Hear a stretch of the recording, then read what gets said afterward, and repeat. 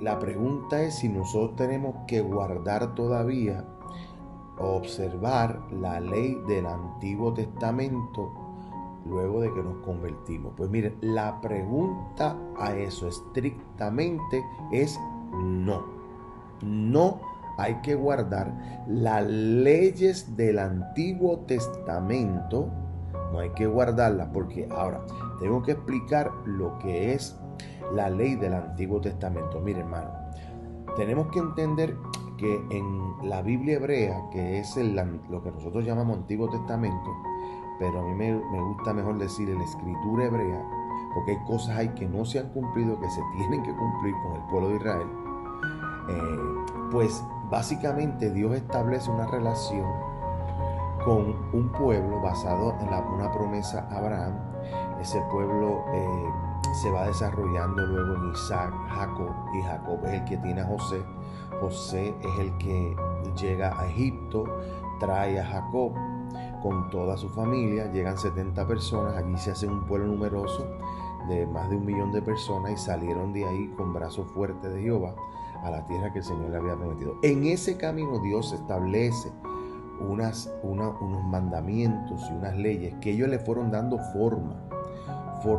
Entonces, es toda esa ley, cuando se habla de la ley del Antiguo Testamento, no se puede separar. No se puede separar el conjunto, no tan solo de los 10 mandamientos, sino los 613 ordenanzas y mandamientos que asisten a esos 10 mandamientos. Por eso es que cuando Cristo llega diciendo, habéis oído de los antiguos. No me crea a mí, lea la palabra. Mateo capítulo 5, al capítulo 7. El Señor empieza diciendo su discurso, diciendo de esa manera, habéis oído de los antiguos. ¿Qué antiguos? Pues sus antepasados, los judíos de antepasados. Mas yo os digo, y Cristo era la vara, Cristo era la nueva medida que se iba a establecer, y dice, mas yo os digo, y cambió completamente todas esas ordenanzas y llevó ese decálogo de 10 mandamientos que, si usted lo examina, son 5 que tienen que ver con Dios y 5 que tienen que ver con nuestro prójimo. Y él resumió toda esa ley la resumió en 2 mandamientos. Y los 2 fueron: amarás a tu Dios sobre todas las cosas y a tu prójimo como a ti mismo. Y estableció un paralelo que si no puedes amar a Dios que no has visto, si no puedes amar a tu prójimo que lo ves, ¿cuánto puedes decir que amas a Dios? Eres mentiroso. No puedes amar a Dios si no amas a tu prójimo. ¿Me siguen? Entonces, basado en eso, el apóstol Pablo lo que establece es, y hay que entender el ministerio del apóstol Pablo. Pablo era discípulo de Gamaliel, el mejor maestro que tenía Israel en su tiempo, la mejor escuela rabínica. Fue graduado con honores, era de la tribu de Benjamín. O sea, era un judío de judíos, estudiante de las leyes. Y a Pablo es el que Dios le revela que todos esos mandamientos y toda esa ley, que es un conjunto, vuelvo y repito, no son 10 nada más, son 613 ordenanzas y contando, todo eso lo que nos hablaba era como un espejo para mostrarnos la incapacidad a nosotros de hacer nada por salvarnos y por ser buenos. Por eso es que dice que no hay ninguno bueno. Todos fuimos malos y estamos destituidos de la gloria de Dios porque no podíamos cumplir. Y eso se puso como un espejo para que te veas, para que entiendas que tu condición no te permite. Entonces, eso lo que hacía era, pues obviamente, al tú entender que eso no te podía salvar, pues la pregunta se cae de la mata. Entonces, ¿qué es lo que me puede salvar? Ahí es que entra la persona de nuestro Señor Jesucristo diciendo que a través de Él es que llegamos al Padre y estamos en comunión con nuestro Creador y nuestro Padre Celestial.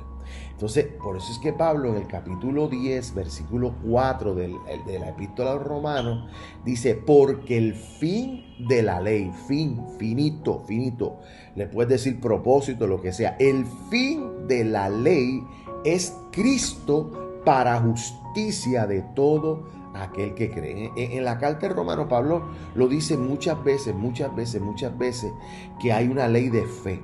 Dice que la ley no se ha invalidado. Si te preguntasen como nuevo convertido, que no hay que guardar los mandamientos, sí hay que guardar los mandamientos, claro, pero aún guardando los mandamientos lo haces por fe en Jesucristo. Cuando aceptas a Jesucristo, tú amas a Dios sobre todas las cosas y amas a tu prójimo como a ti mismo.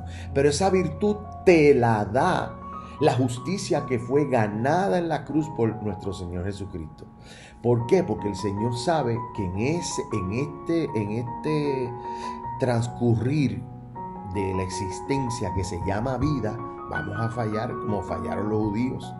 Vamos a fallar en muchas áreas. Vamos a tener ídolos, vamos a hacer un montón de cosas que no son del agrado de Dios. Pero por eso es que la Biblia dice, si pecamos, abogado tenemos para con el Padre, a Jesucristo. Mire, la gracia de Dios es tan grande que cuando nosotros fallamos, el Señor nos mira a través del lente de su Hijo y de su sangre. Por eso es que esa sangre estuvo vigente hace 2000 años, está vigente hoy y estará vigente siempre ante la presencia del Señor hasta que Él no venga y nos recoja o moramos y vayamos a donde Él. Por lo tanto, no hay que ponernos yugo. El único yugo que quiere el Señor es el yugo del Espíritu Santo. El único yugo que tú debes cargar es el yugo del fruto del Espíritu, el amor de Dios que se manifieste. Porque cuando amas a Dios, le eres fiel. Y fiel no quiere decir que no vas a fallar. Fiel quiere decir que eres íntegro en reconocer que tienes dependencia de Él. Y que el testimonio de esa dependencia siempre tiene que ser demostrado a través del fruto. Y el fruto se demuestra con tu hermano como a ti mismo. Así que descansa en las promesas del Señor. Descansa. Por eso es que la palabra favorita de las cartas paulinas a esas iglesias nacientes era en Cristo. Todo lo puedo en Cristo que me fortalece. Diga el débil, fuerte soy en Cristo.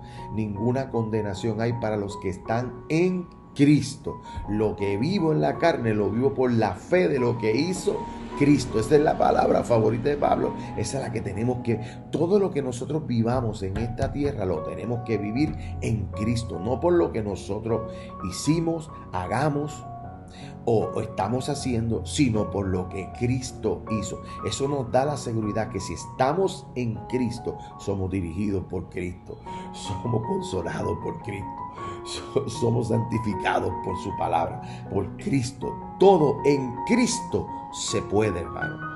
Así que muchas bendiciones, que el Señor te continúe bendiciendo.